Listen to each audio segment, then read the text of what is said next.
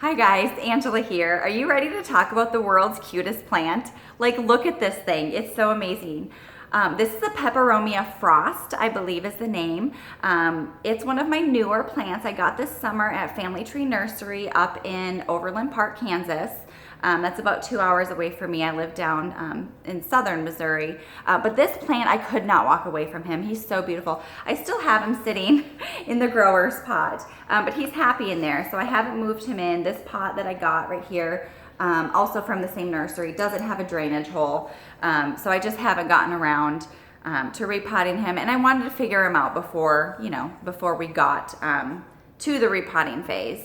Anyways, this guy is just so gorgeous. Like, if you can see these silvery leaves here, but they have that deep vein and like it makes like a variegation. You can't really see in the video, but there's almost like a silver frost element to each of the leaves. It's just the most beautiful color. I mean, especially against some of the other plants, that I have here.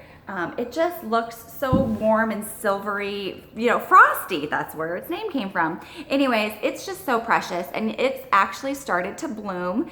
That's all it does, just those little spikes. There's another one hidden in here somewhere over here, but it's just such a sweet, precious little plant, and I thought I would share with you guys. It's pretty easy maintenance here. It grows from within, so you can see all little babies. Well, you can't really see them, but they are there. They grow from within.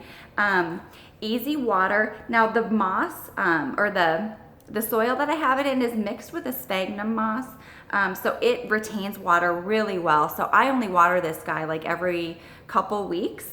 I'd say every 2.5 weeks, and he seems to be doing really great with that.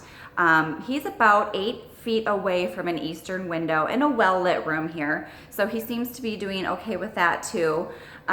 He has started getting, you can see like some crazy reaching here, and I think that means he's telling me that he's looking for some more sun.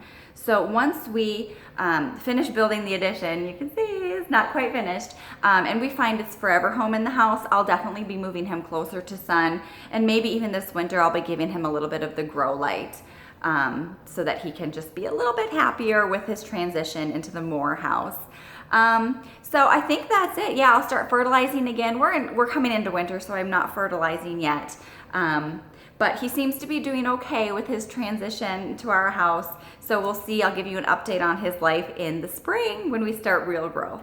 Okay, thanks for tuning in, and we'll see you guys in the next video.